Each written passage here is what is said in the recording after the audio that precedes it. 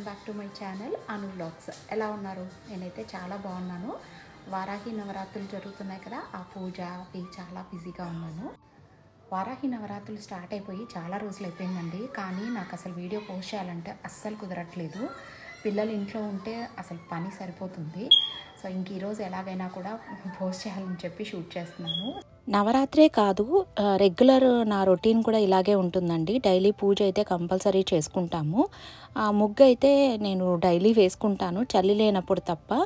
ఇలా ముగ్గు వేసుకోవడం అంటే నాకు చాలా ఇష్టము. ఇంటి ముందు కూడా చాలా కళగా ఉంటుంది కదా, ఏదైనా ఫెస్టివల్స్ అప్పుడు రంగులు కూడా వేసుకుంటాను.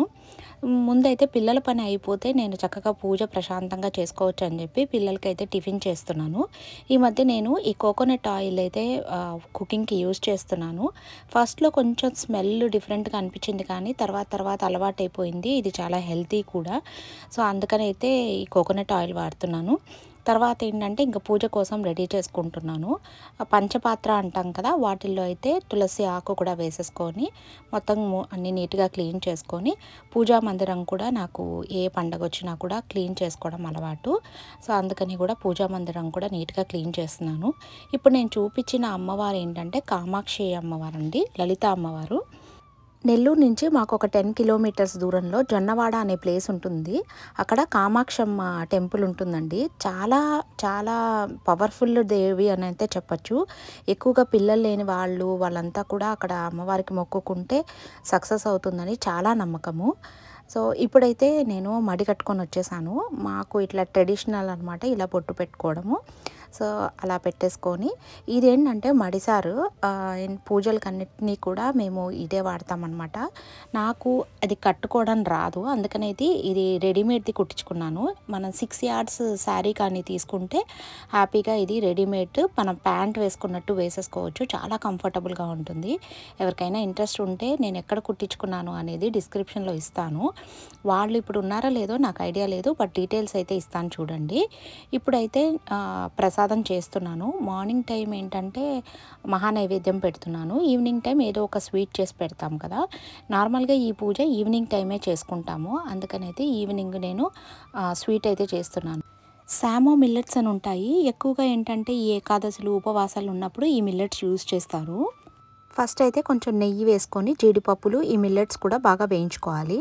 కూడా వేసేసుకొని బాగా కొంచెం ఫ్రై అవ్వనివ్వాలి. ఇవి బాగా ఫ్రై అయిన తర్వాత నేను ఇక్కడైతే బెల్లంతో చేస్తున్నాను పాయసము.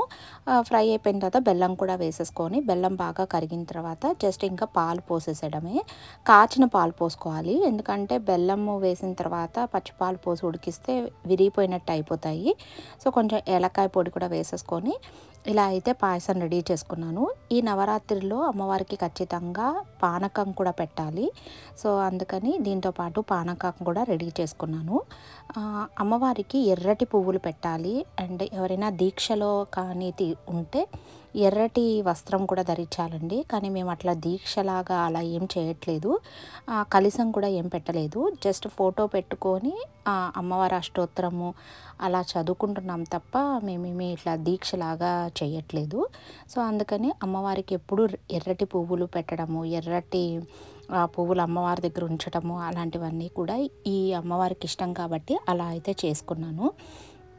సో అమ్మవారికి అయితే ఇంట్లోనే చక్కగా పూచిన పువ్వులు అయితే పెట్టేసుకొని పూజ చేసుకుంటాను. రెగ్యులర్గా నేను ఫ్రైడేస్ కూడా నేను లలితా సహస్రనామము, తర్వాత ఖడ్గమాల, మణిద్వీప వర్ణన, అండ్ రోజు అయితే తప్పనిసరిగా నేను హనుమాన్ చాలీసా అయితే చదువుకుంటాను.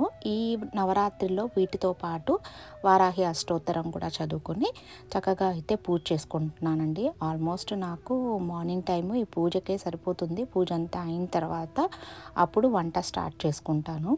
సో ఎవ్రీడే ఈవినింగ్ ఏదో ఒక ప్రసాదం పెడుతూనే ఉండాలి కదా. సో ఒకరోజు ఇలా పాయసము, ఇంకో రోజు ఇలా రసగుల్లా చేశాను.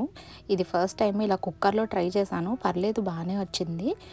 ఇంకొక రోజు ఏంటంటే సున్నుండలు, ఇట్లా ప్రతిరోజు ఏదో ఒక స్వీట్ అయితే చేస్తున్నాను. సాయంత్రం పూట పూజ కాబట్టి గార్డెన్లో నుంచి మల్లెపూలు కూడా కోసుకొచ్చి అమ్మవారికి అయితే కొంచెం అష్టోత్తరం చేసుకునే దానికైతే కొన్ని పూలు వస్తున్నాయి.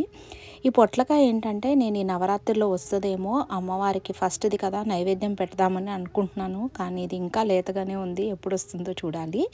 సో ఆ రోజు ఒకరోజు ఏంటంటే ఈవినింగ్ మాకు దగ్గరుండే టెంపుల్లో జగన్నాథ రథయాత్ర కూడా జరిగిందండి. అసలు ఎంత బాగా జరిగిందంటే ఇంతమంది ఇండియన్స్ ఎక్కడి నుంచి వచ్చారు అన్నట్టుగా అనిపించింది.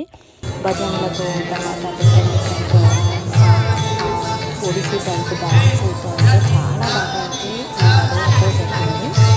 సో అది కూడా ఈ నవరాత్రిలో నేను చూడగలిగాను అనేది నాకు చాలా బ్లెస్సింగ్గా అనిపించింది.